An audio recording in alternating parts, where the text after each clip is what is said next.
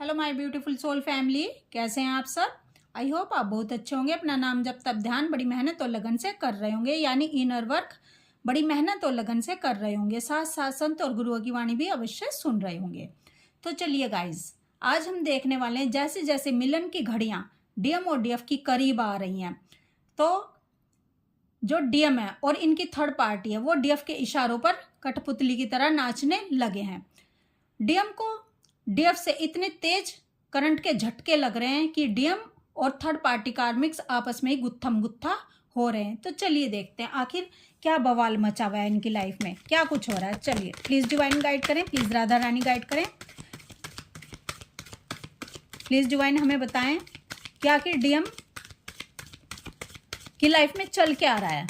आखिर दूर बैठी डीएफ इनको करंट के झटके कैसे दे रही है और मिलन की घड़ियां करीब आ रही हैं, तो ये लड़ क्यों रहे हैं। प्लीज डिवाइन गाइड करें, प्लीज राधा रानी गाइड करें। चलिए देखते हैं गाइस।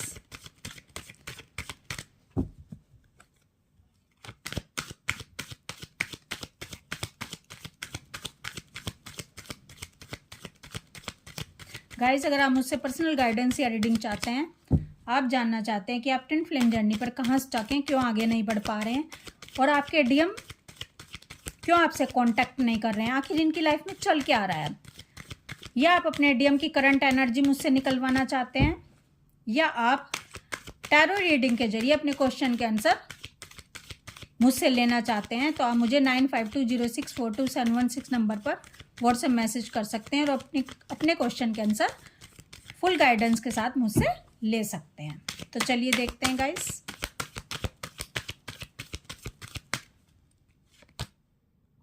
पेज ऑफ वॉन्ड्स, ये कार्ड पहले ही गिर चुका था।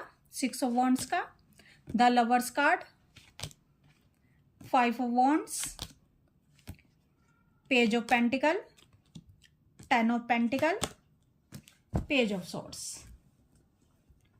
देखिए गाइस, अभी मैंने गुत्थम गुत्था होने की बात की थी, ठीक है, तो ये कार्ड तो निकलना ही था। रीडिंग देखते देखते आपको भी थोड़ा बहुत कार्ड्स का अंदाजा हो गया होगा कि कौन सा कार्ड किस एनर्जी को बताता है। देखिए गाइस, जैसे जैसे डीएम और डीएफ के मिलन की घड़ियां करीब आ रही होती हैं, तो वैसे वैसे डीएम का हाल बेहाल होना शुरू हो जाता है। जैसा इन्होंने डीएफ को सताया था, ये खुद भी तड़पने लगते हैं। ये ऐसा होता क्यों था कि ये डीएफ को इतना सताते थे, इतना तड़पाते थे और चले जाते थे, यानी कोई अहमियत अपनी डीएफ को नहीं देते थे और ना ही रिस्पॉन्स करते थे जब डीएफ इनको कॉल मैसेज करती थी, जब डीएफ इनको चाहती थी कि मेरे डीएम मुझसे बात करें, और डीएफ को कोई रिस्पॉन्स नहीं करते थे। डीएफ वेट करती थी, घंटों घंटों वेट करती थी इनके मैसेज का, और ऊपर से ये फिर साइलेंट ट्रीटमेंट अपने डीएफ को देते थे और डीएफ इसके कारण बहुत ही परेशान हो जाती थी, सोचने पर मजबूर हो जाती थी कि ऐसा डीएम करते क्यों हैं, क्योंकि इससे डीएफ को मानसिक मेंटली प्रॉब्लम होती थी और मेंटली प्रॉब्लम होने के कारण डीएफ को फिजिकल प्रॉब्लम भी आ जाती थी, यानी मानसिक और शारीरिक परेशानियों से डीएफ घिर जाती थी। बस डीएफ हमेशा डीएम को ही सोचती रहती थी। अगर डीएम ने इनको रिस्पॉन्स कर दिया तो डीएफ ठीक हो गई, डीएफ की एनर्जी अच्छी हो गई। अगर इनको रिस्पॉन्स नहीं किया, अगर इनको कोई मैसेज का रिप्लाई नहीं किया, तो डीएफ की एनर्जी लो हो गई, यानी सारी जो कमांड थी वो डीएम ने अपने हाथों में रखी हुई थी और अपना कंट्रोल डीएफ ने अपने डीएम को दे दिया था। यानी तुम अगर कॉल मैसेज कर दोगे, रिप्लाई कर दोगे तो मैं सुखी, और तुम ऐसा नहीं करोगे तो मैं दुखी। तुम्हारे दुखी करने से मैं दुखी हो जाऊंगी, तुम्हारे सुखी करने से मैं सुखी हो जाऊंगी। तो ये सबसे बदतर स्थिति होती है किसी भी इंसान की, ठीक है गाइस। तो जब डीएफ डिवाइन के कहने पर, मेंटोर के कहने पर अपना इनर वर्क करना स्टार्ट करती है, खुद पर काम करना शुरू करती है, तो वो धीरे धीरे हाई एनर्जी में आ जाती है। उसको सब क्वेश्चन के आंसर मिलने स्टार्ट हो जाते हैं, उसको हर क्वेश्चन का आंसर मिलना शुरू हो जाता है कि क्यों मेरे साथ गलत किया गया, मेरे डीएम इतना गलत क्यों करते थे, मेरा इस्तेमाल क्यों करते थे, और फिजिकल होने के बाद या बात करने के बाद मुझको छोड़कर क्यों चले जाते थे। जब डीएफ को हर क्वेश्चन का आंसर मिलना शुरू हो जाता है, यानी जहाँ प्रकाश होता है, जहाँ ज्ञान होता है, वहाँ पर फिर हमें कोई दुखी नहीं कर सकता, कोई हमारा इस्तेमाल नहीं कर सकता, क्योंकि जहाँ ज्ञान होगा वहाँ प्रकाश होगा, और प्रकाश जहाँ होगा वहाँ अंधेरा रह ही नहीं सकता, वहाँ निगेटिविटी रह ही नहीं सकती, वहाँ डिप्रेशन रह ही नहीं सकता, ठीक है, वहाँ दुख रह ही नहीं सकता। तो जब तक हम हर क्वेश्चन का आंसर नहीं जानेंगे और हम नहीं समझेंगे कि हमारे साथ अगर कुछ होता है तो आखिर होता क्यों है, जब हमें समझ आ जाता है, जब हमें ज्ञान मिल जाता है, फिर हम उस नेगेटिविटी को उस ज्ञान से काट देते हैं और आगे की तरफ बढ़ जाते हैं, यानी हम अंधेरे से प्रकाश की तरफ बढ़ जाते हैं। तो डीएफ ने जब सब समझ लिया, सब जान लिया कि बचपन से उसको क्यों तोड़ा गया, थर्ड पार्टी कार्मिक्स ने उसको क्यों सताया, उसके डीएम ने उसको क्यों सताया है, तब डीएफ अपने ऊपर काम करती है, अपना इनर वर्क करती है, ठीक है, ध्यान तप साधना करती है और अपने इशू पे वर्क करती है। जब डीएफ ऐसा कर रही होती है तो डीएफ बहुत ही स्ट्रॉन्ग और पावरफुल बन जाती है। देखिए गाइस, जब तक डीएफ स्ट्रॉन्ग और पावरफुल नहीं बनेगी, ठीक है, जब तक डीएफ हाई वाइब्रेशन में नहीं आएगी, जब तक डीएफ अपना कंट्रोल खुद के हाथ में नहीं रखेगी, तब तक डीएफ का मिलन अपने डीएम से हो ही नहीं पाएगा, क्योंकि आपके डीएम को आपसे तब तक मिलन करने नहीं दिया जाएगा जब तक डीएफ स्ट्रॉन्ग और पावरफुल नहीं हो जाएगी और डिवाइन से सोल मर्जिंग नहीं कर लेगी, क्योंकि डिवाइन नहीं चाहते कि जो उनकी डीएफ है, यानी जो उनका बच्चा है, वो कमज़ोर रह जाए। भगवान चाहते हैं कि कोई मेरा बच्चा मेरे रास्ते पर चल रहा है और वो दुख में रहे, वो डिप्रेशन में रहे, उसको कोई भी कंट्रोल कर सके, भले ही वो डीएम हो या कोई भी हो। तो यानी वो कमज़ोर है, जब तक वो कमज़ोर रहेगा तो वो मुझसे मिलन नहीं कर पाएगा, वो हाई वाइब्रेशन में नहीं आ पाएगा, वो सुखी नहीं आ पाएगा। तो इसीलिए डीएम को भी डिवाइन के द्वारा कंट्रोल किया जाता है। आपके डीएम अपनी मर्जी से कुछ भी नहीं कर रहे होते हैं, सब डिवाइन की मर्जी से कर रहे होते हैं, क्योंकि जब तक आप डिवाइन के पास कोई रास्ता नहीं है आपको डिवाइन के पाथ पर चलाने का, तो आपके डीएम के जरिए ही आपको डिवाइन के पाथ पर चलाया जाता है, आपको इनर वर्क करने के लिए मजबूर किया जाता है।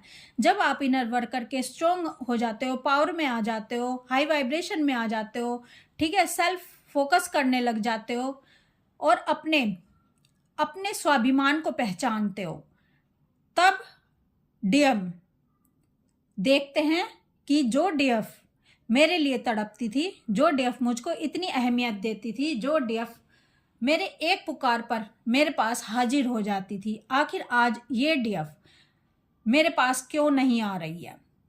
जब डीएम देखते हैं कि ये डीएफ ने इनको फर्स्ट प्रायोरिटी देनी बंद कर दी है, ठीक है, इनको अहमियत देनी बंद करती है, क्योंकि डीएफ को समझ आ गया है कि अपने डीएम को अगर अपने पास लाना है, अपने डीएम से अगर रियूनियन करना है, तो इनको करंट लगाना ही पड़ेगा, इनको करंट के तेज झटके लगाने ही पड़ेंगे। और करंट के तेज झटके डीएफ लगाती है अपना इनर वर्क करके, हाई वाइब्रेशन में आके।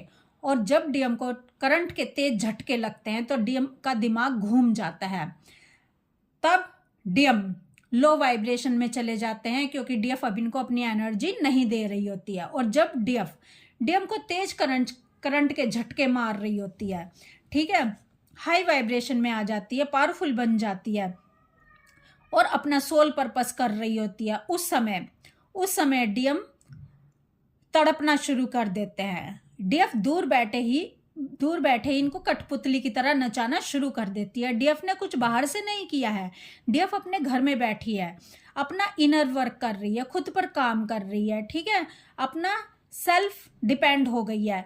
तो यही डीएम के लिए जोरदार झटके होते हैं करंट के, और इन करंट के झटकों से जो डीएम का सर घूमता है, जो डीएम की वाट लगती है, जो डीएम तड़पते हैं, तो डीएफ का ऐसा वार कि डीएम पानी भी नहीं मांगते हैं, ठीक है।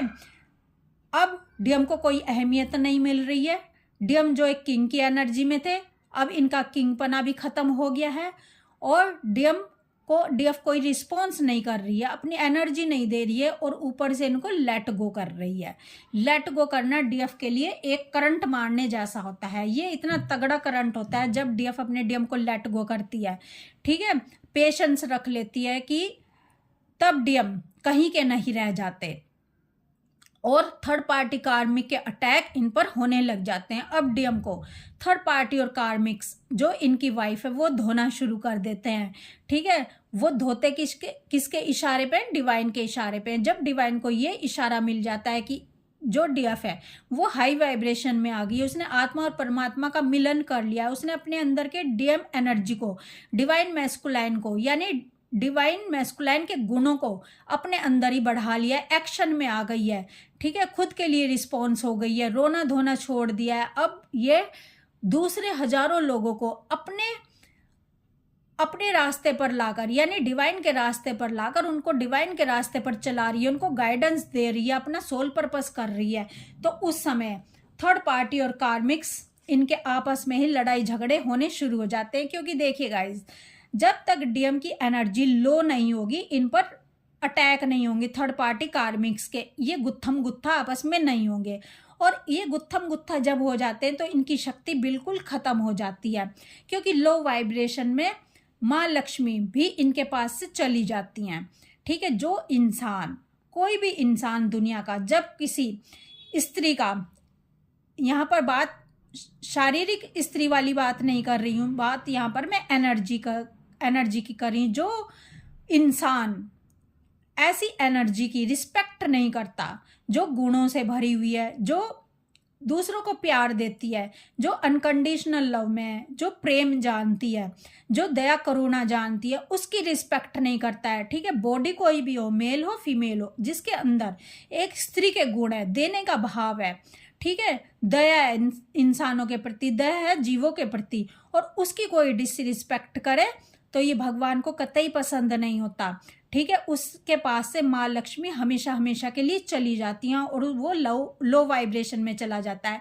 क्योंकि उसने ऐसे डीएफ की रिस्पेक्ट की है, ठीक है। ईश्वर के गुणों का ही उसने तिरस्कार कर दिया है, क्योंकि ये गुण ईश्वर के होते हैं। दया, करुणा, सरेंडर का भाव, प्यार का भाव, अनकंडीशनल लव का भाव और देने का भाव, रिस्पेक्ट करना, अपने से भी ज़्यादा दूसरों की रिस्पेक्ट करना, मान सम्मान देना लोगों को, दूसरों की केयर करना, ये ईश्वर के भाव होते हैं, ये ईश्वर के गुण होते हैं। और जिसके अंदर, वो भले स्त्री हो पुरुष हो, ये गुण आ जाते हैं, वो एक डिवाइन की एनर्जी में आ जाता है। और कोई उसको डिसरिस्पेक्ट करे तो भगवान को ये कतई मंजूर नहीं होता। अब उसकी वाट लगाई जाती है, वहाँ डिवाइन इंटरवेंशन होना ही होता है। तो अब डीएम की लाइफ में डिवाइन इंटरवेंशन हो रहा है और ये आपस में ही गुत्थम गुत्था हो रहे हैं, जिसको छोड़कर डीएम थर्ड पार्टी कार्मिक को चूज किया था, जिस डीएफ को छोड़कर डीएम ने थर्ड पार्टी कार्मिक्स को चूज किया था, यानी प्यार को रिजेक्ट किया था, प्रेम को रिजेक्ट किया था, ठीक है, और नेगेटिविटी को चूज किया था। तो अब डीएम गुत्थम गुत्था हो रहे हैं, इनको डीएफ की तरफ से तेज करंट के झटके मारे जा रहे हैं और डीएफ इनको एक कठपुतली की तरह नचा रही है, दूर बैठ के ही अपना इनर वर्क करते हुए। ये इनर वर्क करना, अपने ऊपर फोकस करना ही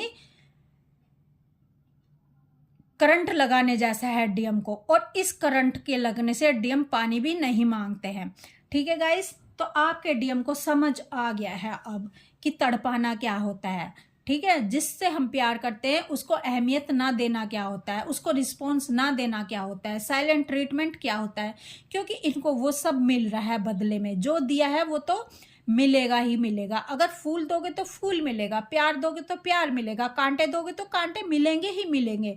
जैसा बीज कोई बोता है उसको वैसे ही फल मिलते हैं। तो आपके डीएम को अब ये सारे फल मिल रहे हैं। और थर्ड पार्टी कार्मिक्स को भी डिवाइन की तरफ से मैसेज मिल जाते हैं कि अब डीएम पर अटैक बोलना है, अब निगेटिविटी का अटैक डीएम पर होगा ही होगा, क्योंकि इनकी एनर्जी लो है, क्योंकि डीएफ इनके पास से कब की जा चुकी है। इन्होंने हाई वाइब्रेशन को यानी डीएफ को रिजेक्ट किया था। तो जब आप हाई वाइब्रेशन को रिजेक्ट करोगे तो लो वाइब्रेशन में जाओगे ही जाओगे। तो अब डीएम आपके लिए तड़प रहे हैं, अब डीएम परेशान हो रहे हैं कि आखिर मैंने उस डीएफ को क्यों रिजेक्ट कर दिया।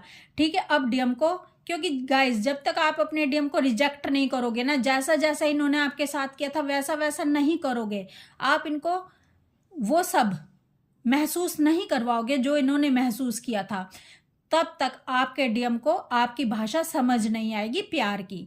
ठीक है, अब ये भाषा इनको समझ आए उसके लिए डीएफ को मजबूत होना होगा, स्ट्रॉन्ग बनना होगा, अपने दायरों को, अपनी लिमिट को,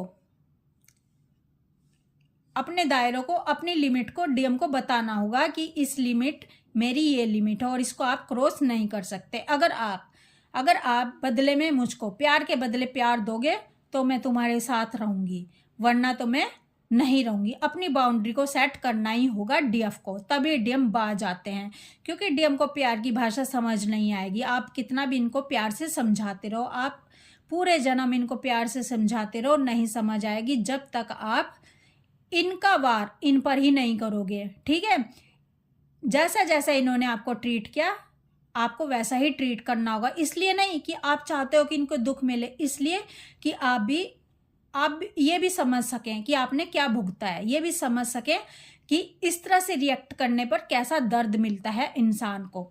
तो आपके डीएम को अब वही सब महसूस हो रहा है जो आपने महसूस किया था। और जब तक, देखिए गाइस, जब तक ये ऐसा महसूस नहीं करेंगे, थर्ड पार्टी कार्मिक्स के साथ ये इनके गुत्थम गुत्था नहीं होगी, इनके लड़ाई झगड़े नहीं होंगे, थर्ड पार्टी कार्मिक्स इनको अपने असली चेहरे नहीं दिखाएंगे, जब तक आपका मिलन इनके साथ हो ही नहीं सकता।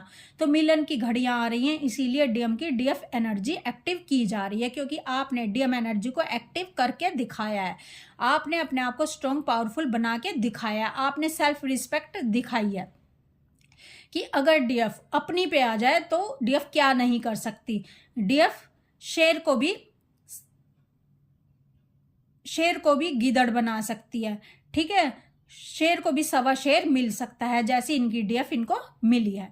तो गाइस अब रियूनियन का टाइम नजदीक आ गया, मिलन की घड़ियां करीब आ रही हैं, तो डीएम को डीएफ की तरफ से करंट के तेज झटके लगाए जा रहे हैं और इनकी लाइफ में सब कुछ ताबड़तोड़ लड़ाई झगड़े हो रहे हैं, गुत्थम गुत्था हो रही है। थर्ड पार्टी कार्मिक से इनके आपस में ही एकता खत्म हो गई है, इनके आपस में ही लड़ाई झगड़े हो गए हैं और अब डीएफ दूर बैठी इनको कठपुतली की तरह नाच नचा रही है, क्योंकि अब डीएम के अवेकन होने का समय आ चुका है।